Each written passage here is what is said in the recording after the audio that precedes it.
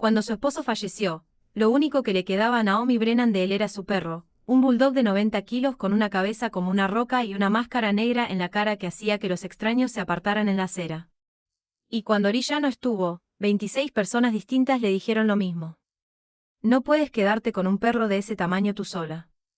Decían, una mujer de luto y sola no debería tener 90 kilos de animal así. Entrégalo a un refugio.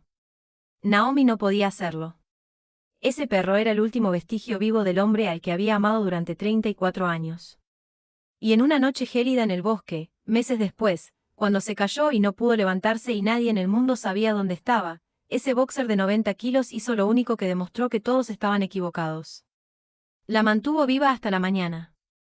Esta es la historia de cómo el perro que todos le dijeron que entregara se convirtió en la única razón por la que ella sigue aquí.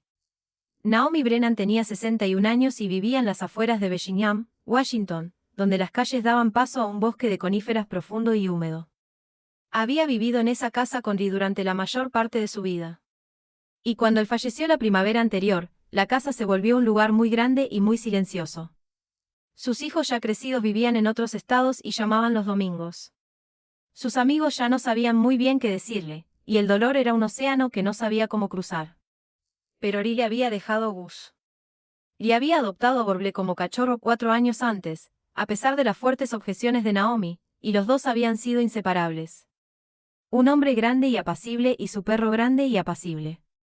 Y después del funeral, cuando la casa se llenó de gente diciéndole a Naomi que fuera práctica, que pensara en su edad, que diera en adopción al enorme animal que ahora no podría manejar sola.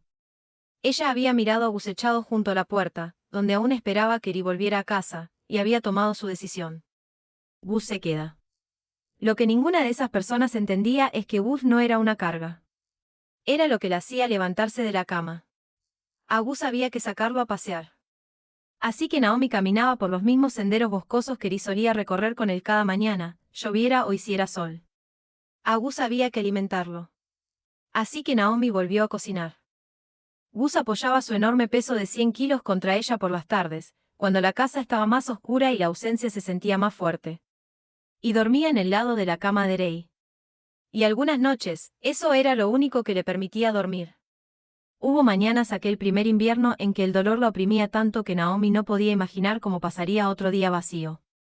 Y esas mañanas, un bórbale de 100 kilos se subía a medias a la cama, apoyaba la cabeza en su pecho y esperaba hasta que ella pusiera los pies en el suelo. Gus se negaba a dejar que ella se hundiera en la pena, una mañana lenta tras otra.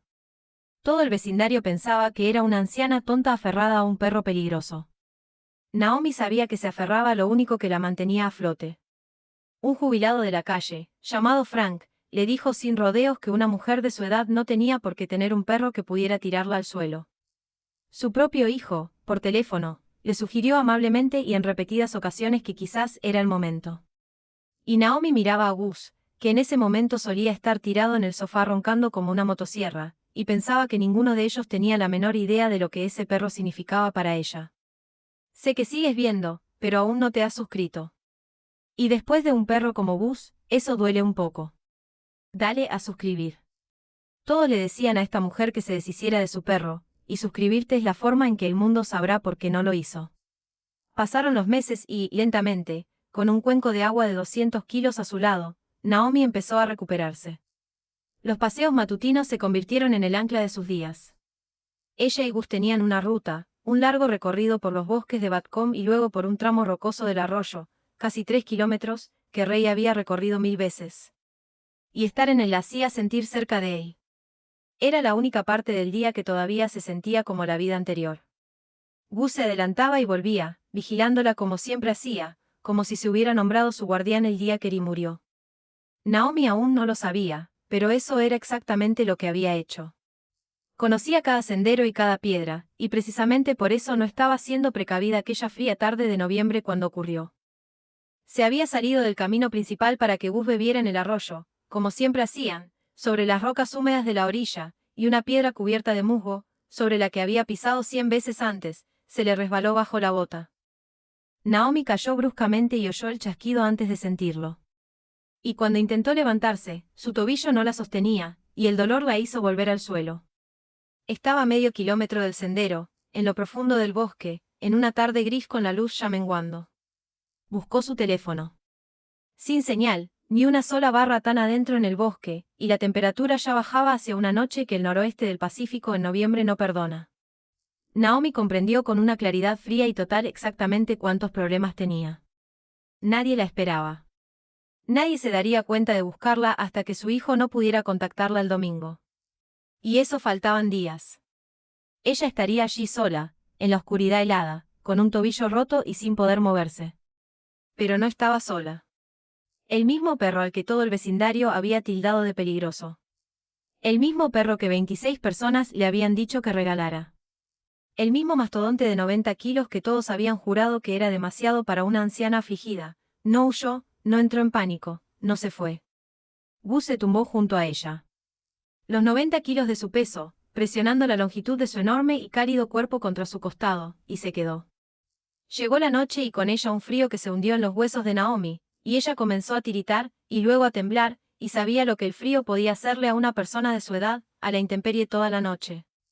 Y cada vez que el temblor se ponía intenso, Gus se acercaba más, un cuerpo de 90 kilos como un horno entre ella y el suelo helado, exhalando su aliento cálido contra ella, negándose a moverse un centímetro. Ella hundió las manos en su pelaje para evitar que se le entumecieran.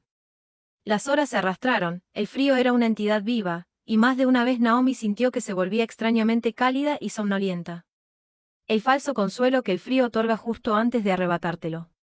Y cada vez que ella estaba a punto de hundirse, Gus metía su gran cabeza entre ella y ladraba, agudo y cerca, y la arrastraba hacia atrás. Había perdido a Rey. No iba a perderla a ella también.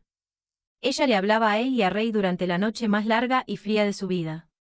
Y cada vez que ella empezaba a deslizarse hacia ese tipo de sueño del que no se despierta, Gus se movía, la empujaba y la traía de vuelta.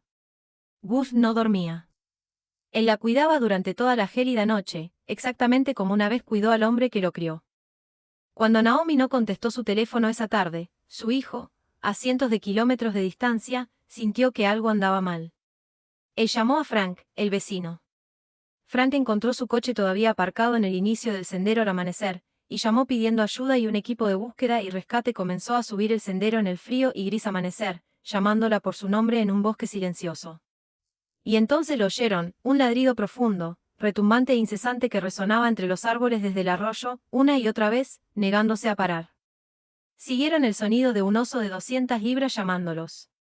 Y encontraron a Naomi a medio kilómetro del sendero, viva, con hipotermia, pero viva, envuelta en el calor del perro que todos le habían dicho que regalara. Los paramédicos lo dijeron claramente. Una noche como esa, a su edad, expuesta con esa fractura, si hubiera estado sola ahí fuera, dijeron que no habría sobrevivido hasta la mañana. La única razón por la que lo hizo fue el enorme animal que no la abandonó, que pasó toda la noche dándole su calor y negándose a dejarla partir. Naomi lloró cuando se lo contaron, no solo de alivio, sino porque comprendió algo en ese instante que llevaría por el resto de su vida. Y había sabido exactamente lo que hacía cuando trajo a ese perro a casa. Rey le había dejado lo único que le salvaría la vida. La noticia se extendió por Bellingham como siempre lo hacen las noticias así. Frank, el hombre que había dicho que ella no tenía nada que ver con un perro así, apareció en el hospital y apenas podía hablar. Y cuando finalmente pudo, dijo que lo sentía. Y preguntó si podía ser él quien cuidara de Gus hasta que ella volviera a casa. Su hijo reservó el primer vuelo. Y lo primero que hizo al entrar en aquella habitación de hospital fue abrazar a un buergo de 200 kilos y llorar contra su pelaje. Y jamás volvió a sugerir dar en adopción a aquel perro. La historia corrió mucho más allá de Bellingham, recogida por un refugio que acoge a más perros grandes y difíciles de colocar de los que puede contar, porque por una vez tenían la prueba, en un buergo de 200 kilos, de exactamente aquello que el mundo no para de decir a la gente que abandone. Hoy, Naomi está recuperada y ella y Gus siguen recorriendo aquellos bosques cada mañana. Aunque ahora tiene más cuidado con las rocas. Gus sigue durmiendo en el lado de la cama de Rey. Todavía apoya su enorme peso contra ella por las tardes, cuando la añoranza se agudiza. Y cada noche, en la quietud de aquella casa, Naomi posa su mano sobre la cabeza del perro que su marido le dejó. Y ya no está tan sola. Porque esta es la verdad que todos y cada uno de los que le dijeron que lo diera en adopción se equivocaron. Un perro no es peligroso por su tamaño, ni por su raza, ni por la forma robusta de su cabeza. Lo que hace a un perro es a quien decide pertenecer y exactamente qué está dispuesto a hacer para protegerlos. Gus perteneció a Rei y luego a Naomi.